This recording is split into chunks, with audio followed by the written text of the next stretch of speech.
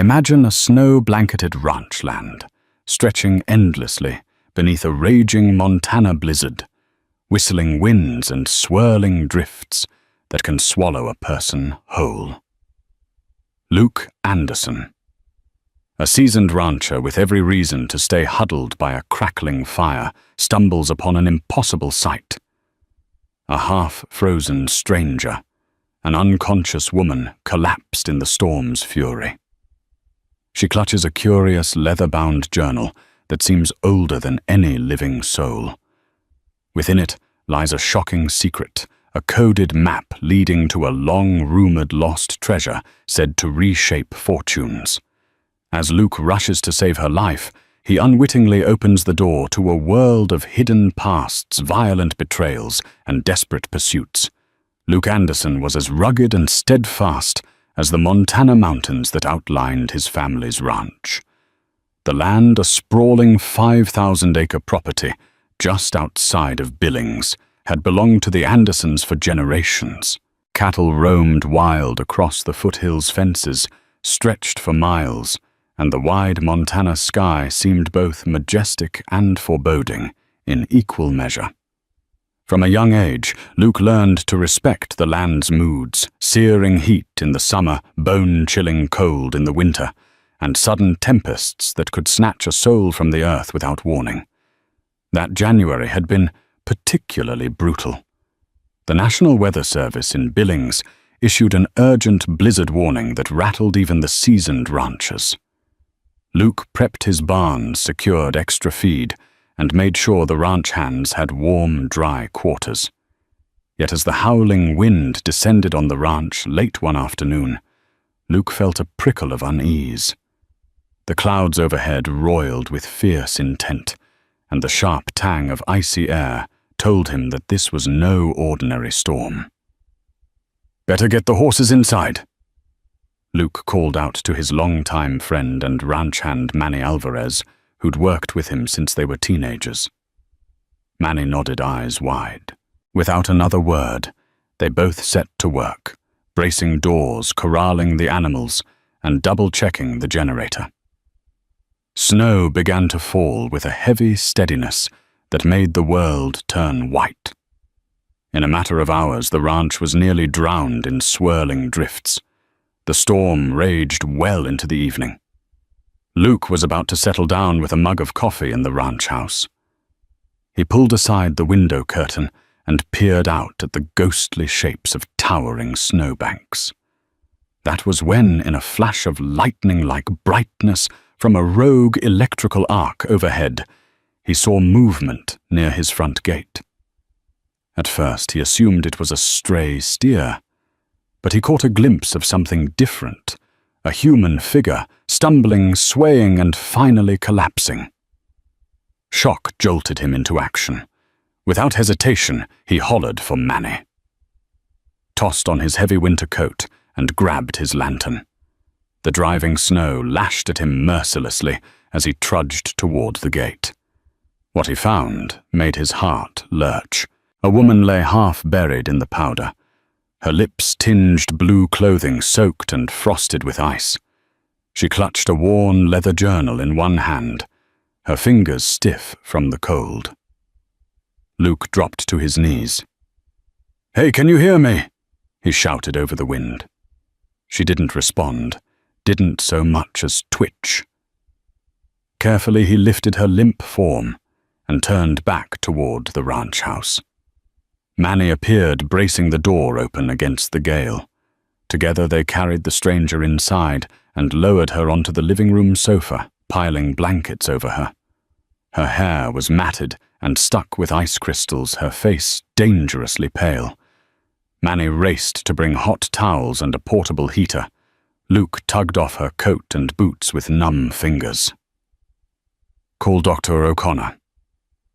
Luke directed Manny, referencing the local physician who'd known the Anderson family for years. Manny disappeared to make the call. Meanwhile, Luke's gaze fell upon the leather-bound journal clutched in the woman's hand. He gently pried it loose, set it aside on the coffee table, and focused on warming her up, not giving the journal another thought for the moment. Her breathing was faint but present. Luke knew he had to get her core temperature up. Every second mattered. He rummaged for warm clothes and extra blankets. He rubbed her hands, instructing Manny, who rushed back in with medical supplies to keep applying heat packs. Soon the woman coughed weakly, giving Luke hope. "All right," he murmured with relief. "Stay with us." By the time Dr. O'Connor arrived, the woman's eyes had fluttered open for a moment, but she was still delirious. With professional efficiency, Dr. O'Connor administered warm IV fluids, checked vitals, and recommended they keep her stable and watch for signs of hypothermia-induced complications. "She's lucky," the doctor said gravely. "In this storm, most people wouldn't make it 10 minutes. The question is, what brought her out here in the first place?" Luke glanced uncertainly at the battered leather journal. Snow clung to its edges, moisture warping the cover. With a sense of foreboding, Luke decided to leave it be for now. Morning light filtered through the frosted windows, revealing a world transformed by the blizzard's wrath. Snowdrifts climbed to the porch railing, and the ranch sat in a hush insulated by a foot or more of fresh powder. By some small mercy, the wind had died down. The stranger slept fitfully all night on Luke's sofa. By dawn, Manny had brewed strong coffee while Dr. O'Connor checked her condition again. When she finally stirred, her eyes snapped open in wide, frantic confusion. She sat up, blankets falling aside. "Easy there," Luke said, softly stepping forward. "You're safe." The woman's gaze darted around, taking in the unfamiliar surroundings, the crackling fireplace, the sturdy wooden beams overhead, Manny and the doctor standing near the dining table. Her breathing was ragged. Where am I?" she finally managed. "You're on my ranch," Luke explained. "I found you near the front gate last night, in the middle of that storm." She swallowed hard, wincing as if everything hurt. "Thank you for saving me." She turned her head, spotting the coat draped over a nearby chair. "I was headed north," she said, her voice trembling, looking for help. "Must have gotten lost." Manny chimed in, keeping his tone gentle. "The roads are all closed off. Hardly anyone's moving right now." Dr. O'Connor stepped up to check her vitals. "Miss you gave us all quite a scare. Can you tell us your name?" She glanced around as if uncertain. Then she answered, "Claire." "Claire Wyatt." Luke nodded, storing the name in his memory. "Claire Wyatt. All right, well, you're welcome to rest here as long as you need. There's no going anywhere until they plow the roads." Manny offered her a mug of steaming tea. She cupped it between her palms, letting the warmth seep in. "I appreciate that," Claire said softly. I really do." Only then did her eyes drift to the old leather journal on the coffee table. A flicker of panic crossed her face, as if she'd forgotten it for a moment. "My journal," she whispered, setting down the tea carefully. She reached for it with trembling hands. Luke noticed how tightly she gripped it, her expression shifting from relief to guarded concern, as though the small book was a lifeline. "Glad we found it," Luke said, trying to appear casual. But a curiosity was taking hold of him. After all, if the contents were important enough to carry through a killer storm, it had to mean something. Claire offered a tight smile. "I'm just glad it's safe." Over the next 2 days, the blizzard's aftermath left the ranch cut off from the main roads. Phone lines were spotty, but Manny managed to keep the generator running. Claire remained in the ranch house, slowly regaining her strength under Dr. O'Connor's watchful care. Though physically, she improved, something weighed heavily on her mind, making her appear guarded and anxious. Luke tried to respect her privacy. After all, she was a stranger he'd rescued from certain death. But as the weather cleared and the ranch came back to life, he couldn't ignore the atmosphere of tension surrounding Claire. She was unusually quiet, her eyes often drifting to the windows, scanning the horizon as though she expected someone or something to appear. Early one morning, Luke emerged from his bedroom to find her in the living room, flipping through the old journal with fervent attention. The look on her face reminded him of a detective piecing together a puzzle. She didn't notice him at first, but when the floorboards creaked under his step, she shut the journal quickly. "Couldn't sleep?" Luke asked gently, moving to the kitchen to start a pot of coffee. She shrugged, hugging the journal to her chest. "Nightmares? Or maybe I'm just restless."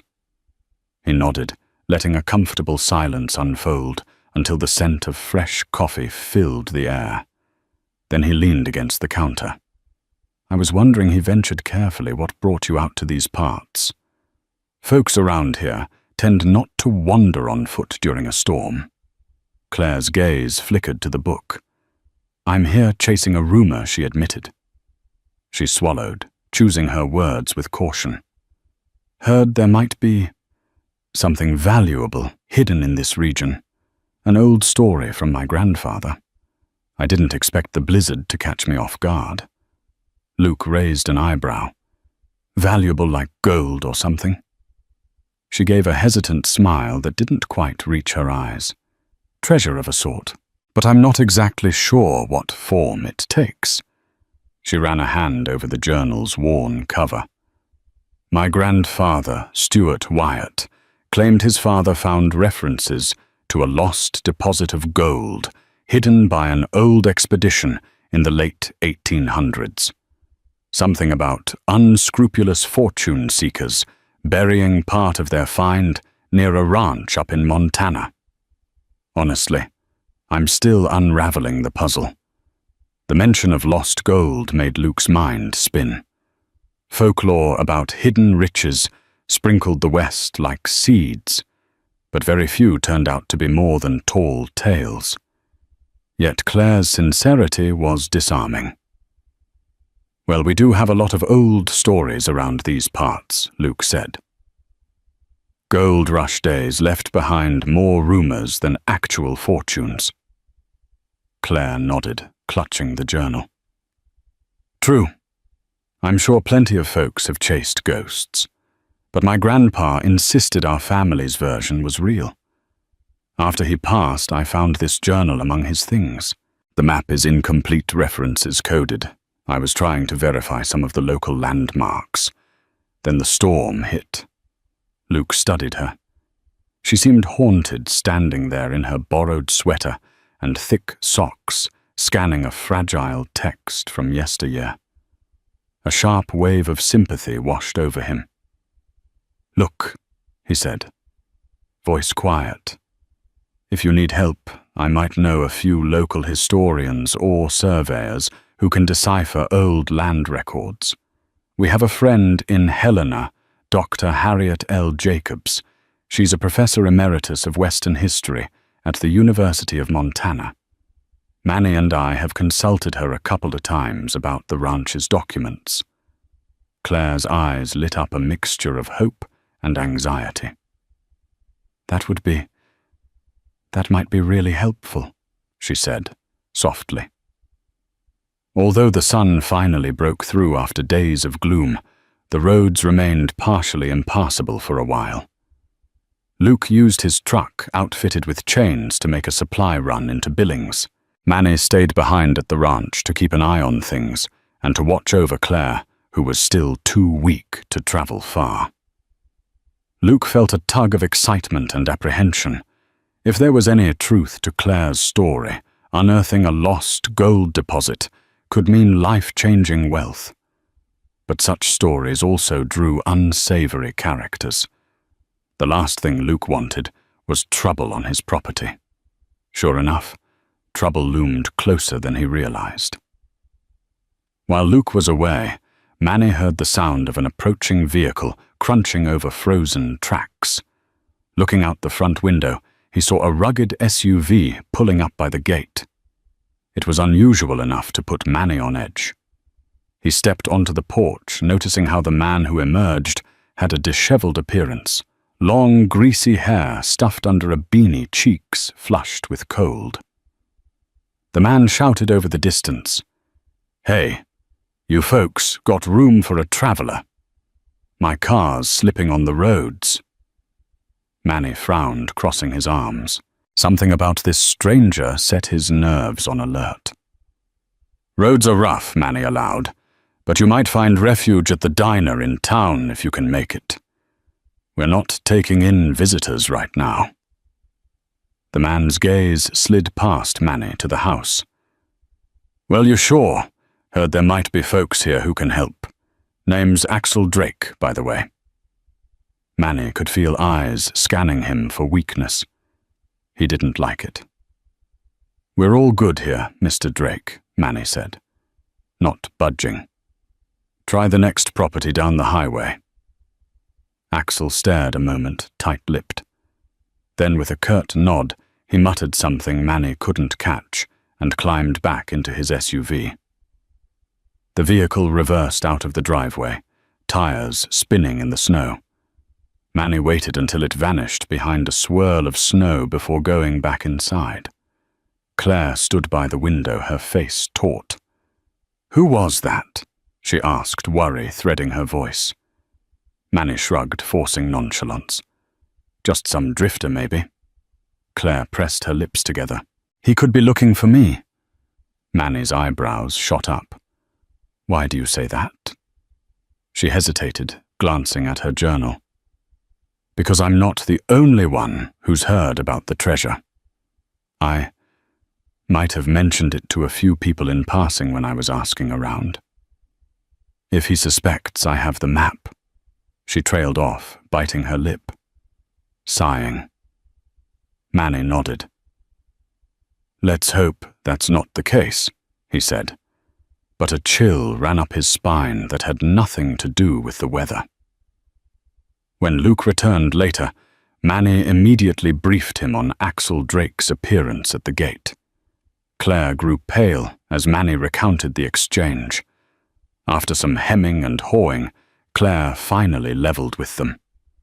Her grandfather's journal contained the partial map references and cryptic clues about a hidden gold stash rumored to be worth millions in today's market. Over time, she had done some genealogical research, discovering that the original expedition, led by a shady prospector named Hale Danforth, had robbed a stagecoach and fled into the Montana wilderness in the 1880s. Fearing capture, the bandits supposedly buried a portion of their stolen gold near a ranch that once belonged to Danforth's cousin. However, a snowstorm hit, killing some of the outlaws. Others vanished. The treasure was never recovered. Over the years, fragments of the story passed through families, hushed whispers of a fabled fortune.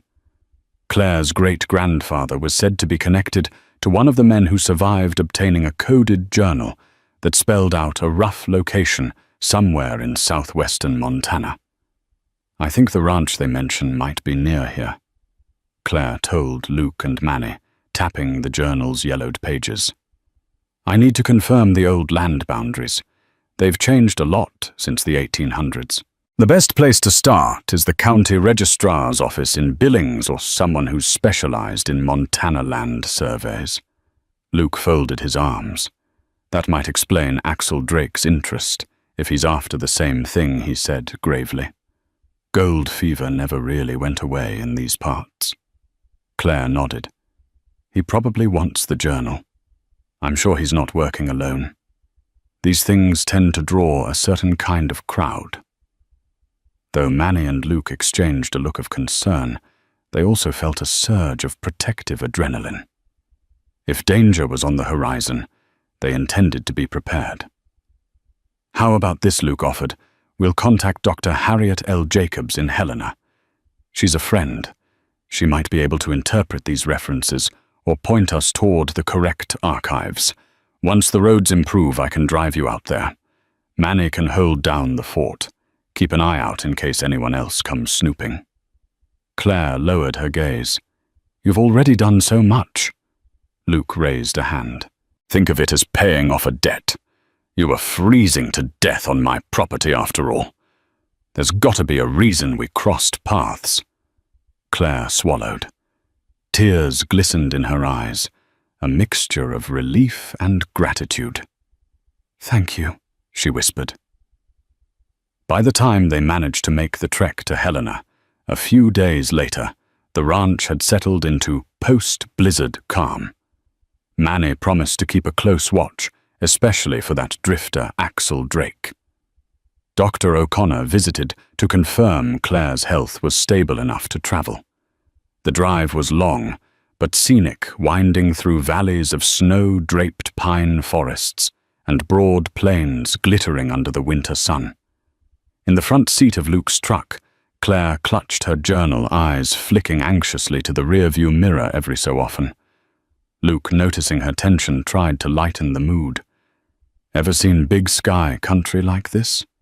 he asked, gesturing to the horizon. Claire shook her head. "Never.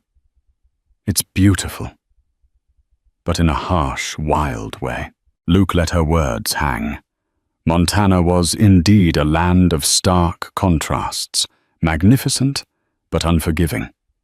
Just like the stories of old treasure, compelling but dangerous. They arrived in Helena that afternoon.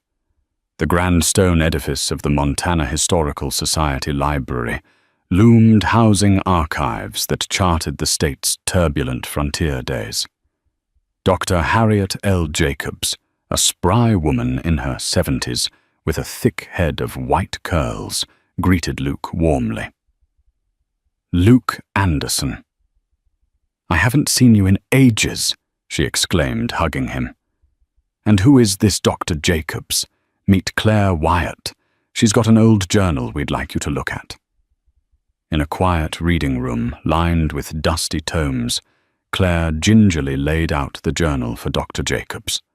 Harriet peered through her reading glasses, flipping carefully through the brittle pages, pausing at the sketches and coded notations. "This is definitely late 19th century," Dr. Jacobs murmured. "See the penmanship. The style of the binding, I'd guess, 1880s or so. Some of these references." She trailed off, squinting at a particular page. "Looks like they're referencing topographical features, rivers, rock formations. But they're not named. Instead, we have a set of initials, HDSBGR, all repeated. Possibly the men from the expedition." Claire nodded. "Hale Danforth is the name I've heard. Could HD stand for him?" Dr. Jacobs tapped the page. "Very likely. And these lines here, they look like ciphers. Some correspond to numbers, possibly latitudes or longitudes. But it's incomplete." She looked up at Claire. "Where did you say you found this?" "My grandfather kept it hidden for years," Claire answered softly. "He believed it pointed to lost gold. But the directions are obscure." Dr. Jacobs nodded knowingly. "There are plenty of legends about Danforth's gang burying loot. Most are unsubstantiated. But if we cross-reference these coordinates and notations with old county maps from that era, we might narrow down the location." With a small grin of excitement, Dr. Jacobs led them to a large table of archived maps. For the next few hours they pored over every detail, from county lines to rivers that had changed course. Bits and pieces began to match up with the coded references. A ridge here, a fork in a creek there. Finally, Dr. Jacobs circled a location on a 1886 land survey map. "Notice how the boundary lines of this area south of Billings used to be different.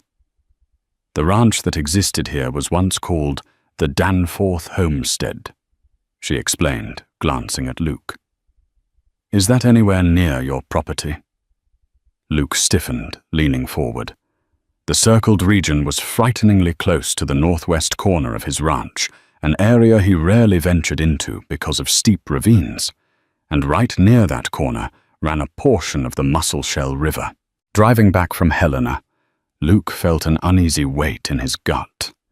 The discovered clue meant that the rumored treasure might actually be hidden on or near his own family ranch. For generations, the Andersons had lived on that land without any knowledge of Danforth's secret gold. The notion baffled him. Claire stared at the map Harriet Jacobs had given them, now folded neatly in her lap. Her eyes glowed with the intensity of someone on the cusp of a life-altering find. Yet fear laced her excitement. Someone else knew or suspected the same treasure's location, and that person might not be as benevolent. She turned to Luke. If it's really on your land, we can search together. But if you want nothing to do with it, I'll understand. I never meant to drag you into a dangerous situation. Luke gripped the steering wheel. His mind reeled with conflicting thoughts. The ranch was his responsibility, the legacy of his forebears. Unearthing stolen gold could tarnish that legacy or cause a whirlwind of legal headaches. But at the same time, the possibility of a historical fortune was too significant to ignore. And there was Claire Ernest, brave, and clearly in over her head. We'll figure it out, he said at last, giving her a reassuring nod. One step at a time. They reached the ranch at twilight. Manny greeted them with tension etched on his face. No sign of that Axel Drake character, but I did catch glimpses of a vehicle parked up the road a ways. Not sure if it was his. Luke frowned. We'll keep our eyes open. Let's get some rest. Tomorrow we'll ride out to the northwest corner and see what we can find. Carefully. Claire shifted uncomfortably. Are you sure we shouldn't wait for more backup? Luke gave her a thin smile. We'll be cautious. Manny knows the land like the back of his hand. If anything seems off, we come right back. That night, Luke hardly slept. Visions of gold bars, hidden caverns, and outlaws from centuries past danced in his mind. But overshadowing everything was a nagging sense of foreboding. Sunlight broke over the ranch, the day crisp but clear. After an early breakfast, Luke prepared 2 horses, while Manny readied supplies, rope flashlights, a first aid kit, and a rifle for protection. Claire, bundled in warm gear, carried the precious journal and the new map. Luke instructed Manny to stay behind at the ranch house to keep watch. I'm more familiar with that corner boundary. If something happens, I'll radio for help. Keep an eye out for any suspicious visitors. Manny reluctantly agreed. Just be careful, man. Mounting the horses, Luke and Claire rode out. The snow sparkled under the morning sun, but the air held a chilling edge that made Claire huddle deeper into her coat. They traveled for over an hour, cresting gentle slopes and weaving through stands of pine until they reached a rugged section of land. This corner of the ranch was full of steep ravines, partially frozen streams, and rocky outcroppings that looked as ancient as the earth itself. Using Dr. Jacobs' map, Claire tried to match the topographical lines to the terrain. We're looking for a large boulder shaped like a bear's head, she said, reading off a note. According to the journal, it marks the entrance to a hidden fissure or cave. Luke tied the horses to a sturdy branch. Then he climbed along the ridgeline with Claire at his side, scanning for any distinctive rock formations. The going was tough. The snow and ice made every step precarious. At last they spotted a massive, craggy boulder that from a certain angle did indeed resemble a bear's head. There, Claire whispered, heart pounding. They scrambled closer, breath puffing in white clouds. Behind the boulder lay a narrow crevice in the rock face, partly obscured by snow and overgrown shrubs. Claire's eyes went wide. "This might be it," she breathed. The entrance was tight, forcing them to stoop. Their flashlights cut through the gloom, revealing a shallow tunnel that descended a few yards in. The rock walls bore faint markings, symbols carved centuries ago. They moved carefully, mindful of falling rocks. The passage opened into a small chamber. The air was cold and stale, the ground uneven. Luke's flashlight swept across the space. Empty. Just rubble ice and shadows. But as they stepped in farther, Claire noticed a section of stones piled unnaturally along one wall. "This looks like someone stacked them here," she whispered. They cleared the stones away, revealing a hollow behind them. For a moment, everything froze. This was the kind of moment treasure hunters dreamt of. Within the recess lay a metal chest, rusted and battered by time. Claire's hand shook as she reached forward, prying open the lid. Inside were odd lumps wrapped in disintegrating cloth. Luke peeled a layer aside to reveal a dull gleam gold bars, tarnished but unmistakable. Claire's breath caught in her throat. For a second, joy and disbelief mingled in her eyes. "It's real," she whispered, tears welling up. Before they could fully process the moment, a sudden noise made Luke whip around a crunch of boots on gravel. They weren't alone. Claire clutched the flashlight, heart hammering. Emerging from the crevice behind them was none other than Axel Drake. He wore a triumphant sneer, a handgun pointed directly at them. Behind him, 2 more men appeared, each toting shotguns. The cramped chamber felt instantly suffocating. "Well, well," Axel said, voice echoing off the stone walls. "You've done all the work for us. How thoughtful." Luke's mind raced.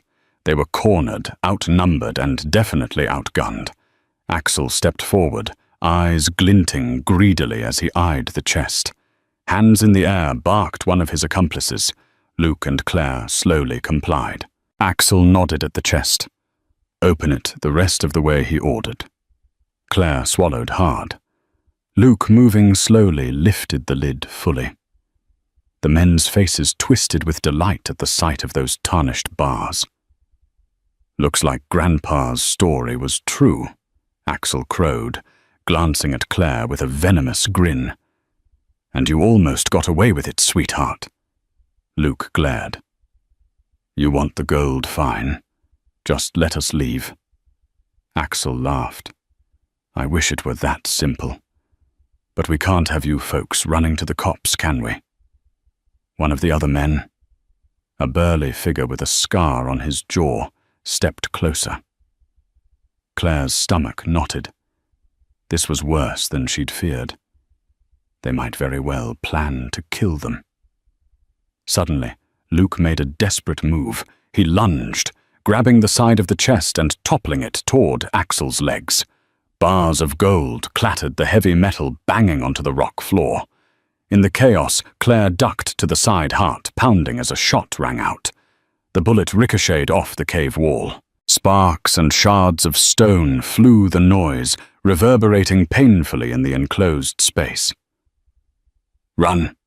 Luke shouted. But the second accomplice blocked the crevice exit, raising his shotgun. Claire, thinking quickly, scooped up a chunk of gold and flung it at his face. The projectile struck with a sickening thud, causing him to stagger. Luke tackled him, wrestling for control of the weapon. Another shot rang out, deafening in the confined chamber. A roar of pain, Luke's arm burned from a grazing bullet. The melee continued, adrenaline surging. Claire scrambled for the exit, but Axel grabbed her arm, yanking her back. She lashed out with her flashlight, smashing it into Axel's jaw. He snarled, momentarily stunned. Luke, fueled by desperation and the savage protectiveness rising in his chest, managed to disarm the burly accomplice. Blood trickled from a wound on Luke's shoulder. He ignored the pain and swung the shotgun butt into the man's jaw. The man crumpled. In a heartbeat, Luke aimed at Axel, who still gripped his pistol, though his mouth bled from Claire's strike. "Nobody move," Luke growled, teeth clenched. "Let Claire go." Axel's eyes flickered with fury. Slowly he released Claire's arm. She stumbled to Luke's side, breathing hard. Her gaze darted to the fallen gold bars. Part of her mind reeled at the lost dream of quietly salvaging the fortune. But right now, survival was all that mattered. Axel raised his hands in a mocking gesture of surrender. "Easy, rancher. Let's talk about this." Luke's jaw tightened. "Get out and pray I don't call the sheriff." Axel bared his teeth in a crooked grin. "We both know this gold is stolen property. You think the authorities will just let you keep it. If you turn me in, you'll have to explain how you came to be in possession of stolen goods. The real owners might claim it. Everyone loses." Claire's breath caught. Axel was right. The gold had originally been stolen. Legally, it might not belong to them either. But that was a problem for another day. Right now, Luke just wanted these criminals gone. He tightened his grip on the shotgun. "I said, get out." The third man, still at the tunnel entrance, sized up the situation, gun pointed, but he recognized they were at a disadvantage with Luke's shotgun trained on them. Axel's sneer faltered. "You'll regret this," he hissed. Then he motioned to his men. They backed out slowly, weapons in hand. Luke and Claire didn't dare move for a tense half-minute, listening to Axel and his men retreat, their footsteps crunching away. Finally quiet returned, though the tension in the air lingered. Luke lowered the shotgun, pressing a hand to his bleeding shoulder. "You're shot!" Claire gasped, scrambling to examine the wound. "It's not too deep, but we need to get you bandaged." Luke winced. "We have to get out of here before they come back." Claire's gaze darted to the chest. "What do we do about the gold?" Luke glanced at the gleaming bars strewn across the cave floor. He clenched his jaw. "We can't leave it here for them to take, but carrying it out on horseback might be impossible. Let's take a few bars as proof, bury the rest somewhere else, then come back with Manny and help." They hurriedly wrapped a few bars in cloth, careful to avoid straining Luke's injured arm. Then they replaced the chest in the recess, covering it with the original stack of stones to hide any sign of disturbance. They also brushed away footprints and scuff marks, hoping to conceal their presence. Exiting the cave, Luke and Claire scanned the ravine for signs of Axel or his men, but the area was eerily quiet. With hearts pounding, they mounted their horses and rode back toward the ranch, Luke gripping the reins with a pained expression. When they arrived, Manny rushed out to meet them, alarmed at the sight of Luke's injury and the shaken look on Claire's face. "Dios mío, what happened?" "You got shot," Manny exclaimed, helping Luke dismount. Luke grunted. "It's just a graze.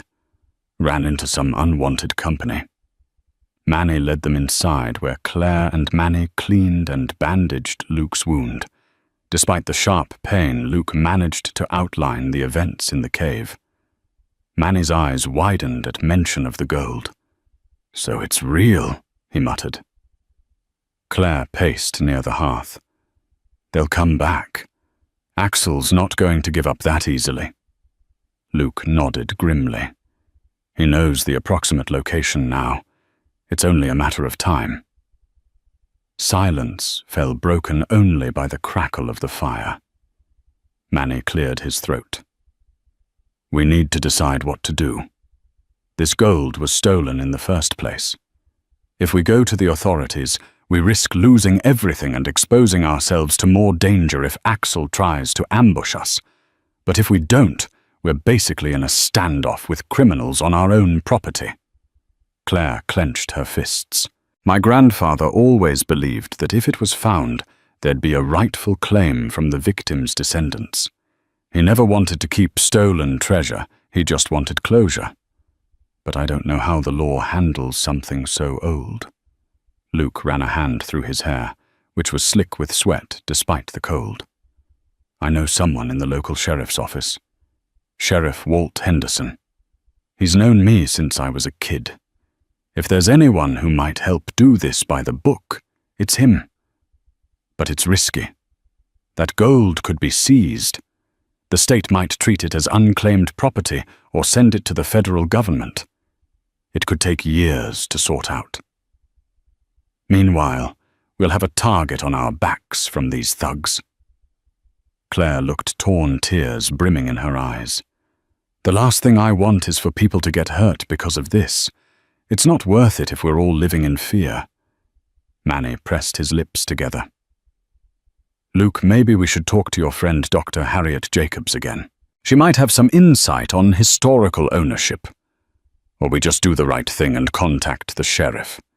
Because if Axel Drake tries to come onto your property, we need law enforcement on our side.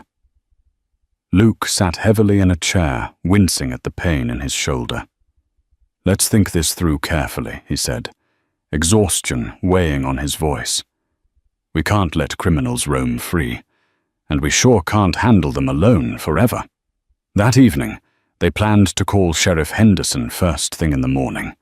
They'd gather the documented evidence, Claire's journal, Dr. Jacobs' evaluation, and the sample gold bars.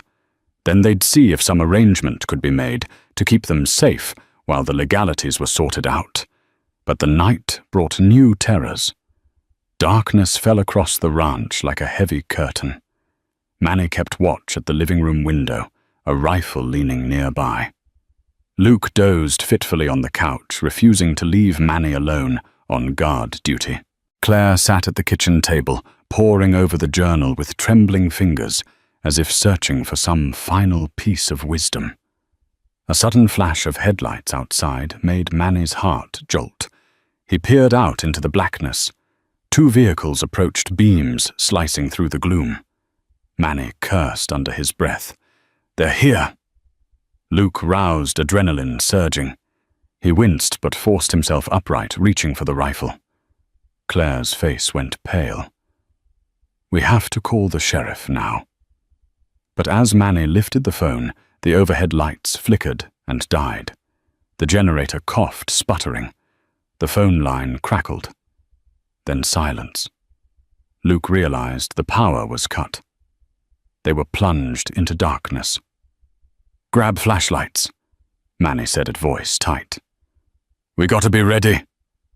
Claire fumbled for a flashlight, heart pounding like thunder. Through the window she saw faint silhouettes creeping around the outbuildings. The ranch yard's floodlights were dead. The only illumination came from the pale moon overhead. Luke motioned them toward the back door. Let's get to the barn. We can secure ourselves there. Manny nodded, and they slipped out as quietly as possible. Snow crunched under their boots. They kept to the shadows of the ranch house, hearts pounding. Dimly, they heard low voices and the clink of metal.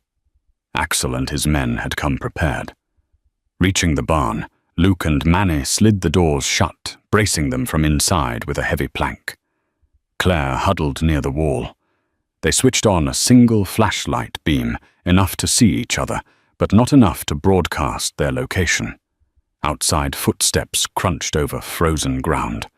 The men were approaching. Suddenly, the barn doors rattled under heavy impact. A savage voice rang out. Open up or we'll burn this place down. Luke gritted his teeth. Stay low, he whispered to Claire. Manny stood beside him, rifle at the ready. The door shuddered again. Then a shotgun blast tore through the wooden planks, sending splinters flying. A muzzle flash lit the darkness. Manny dove aside, returning fire. A wild exchange erupted, bullets whizzing, the acrid smell of gunpowder filling the barn. Animals in the stalls whinnied in terror. Time slowed to a harrowing crawl. Another shot crashed through a window. Luke fired back, ignoring the pain in his shoulder. Claire clung to the corner, eyes wide. The men outside spread out, flanking the barn. She heard Axel's voice bark an order. "We don't leave until we have that rat journal, and the bars they took." Manny cursed under his breath. "They want the gold. But it's not here." Luke squeezed a shot through a gap in the barn door. A shout of pain, he might have hit one of them. Another bullet whizzed overhead. The barn lights, already out, flickered from the generator's last gasp. Manny realized with horror they were pinned. If the attackers decided to light a fire, the wooden barn would become a death trap. Then came a new noise, sirens in the distance, faint but distinct. Sheriff's cruisers. Claire's heart leapt. Somebody must have seen or heard the gunfire and called the police. She gasped. The wail of sirens grew louder, accompanied by flashing red and blue lights that painted the ranch yard in a surreal glow. Axel and his men unleashed a final barrage of bullets, then scrambled back to their vehicles. The squeal of tires told Luke that they were fleeing. Moments later, the barn door was pried open by uniformed deputies, flashlights sweeping the scene. Sheriff Walt Henderson, a tall, broad man in his 50s, stepped in. "Luke Manny. What in tarnation is going on?" Luke lowered his rifle relief, flooding him. "Sheriff, we've got a mess." Paramedics were called for Luke's shoulder. Manny explained the basic situation that criminals had attacked the ranch. The presence of bullet holes, shattered windows, and traumatized animals was evidence enough for the sheriff to realize something major had gone down. Huddled in the ranch house afterward, Luke and Claire poured out the entire story: the discovered gold, the old journal, the men who had tried to seize it by force. Sheriff Henderson took it all in with a grave expression. Claire provided the sample gold bars as proof. "Let me get this straight," Henderson said. Eyes narrowed. "You're telling me there's a cache of stolen gold from the 1880s hidden somewhere on Anderson land?" Luke nodded wearily. "Yes, sir. And these men want it." Henderson rubbed his jaw. "Stolen property from a stagecoach robbery. Legally, that's the rightful property of the stage line's heirs, or possibly the government. I'll have to contact the Historical Claims Division. But first, we'll run an investigation to catch these attackers. You said you recognized a ringleader by the name of Axel Drake." Claire nodded. "Yes. I found references to him in Billings a couple months ago. He must have tracked me." Henderson scribbled notes. "We'll put out a bulletin. The man's a known felon on some warrants, from what I recall. We'll set up patrols around your property. Luke to keep you safe for now." Luke exhaled with relief, though a pang of sadness lingered. The gold was out of their hands. There would be no quiet profit for the ranch or for Claire. But after the violence they'd seen, maybe that was for the best. "How's your shoulder?" Henderson asked Luke kindly. Luke shrugged, wincing. "Doc says I'll live." Sheriff Henderson nodded. "I'm sorry about all this, son. We'll do our best to protect you. But you know, if this gold is verified as stolen, it might well end up out of your possession." Luke exchanged a look with Claire. She smiled faintly, eyes shining with emotion. "Thank you," she said to the sheriff. "My grandfather would want it resolved the right way." The following week was a whirlwind of activity. Deputies patrolled the ranch. Investigators from the County and State Historical Commission visited verifying the site where Luke and Claire had found the gold. They catalogued each bar, astonished by its authenticity. Claire provided her grandfather's journal as partial documentation. Legal processes were initiated to determine the rightful ownership of the recovered gold. Newspaper reporters, sniffing out a sensational story, hounded the ranch for interviews. Luke did his best to keep them at bay, focusing on rebuilding the ranch's battered buildings and tending to spooked livestock. Meanwhile, Manny heard rumors that Axel Drake had been spotted in the next county, but managed to slip away from authorities. The sheriff assured them that a manhunt was underway. Tension lingered in the air. Yet day by day, the ranch returned to something resembling normal life. One afternoon, as the winter sun cast long shadows over the snow, Claire stood by the corral fence watching the horses.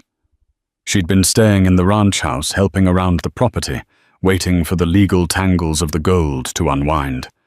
Luke approached quietly, his arm in a sling. "How are you holding up?" he asked. She shrugged.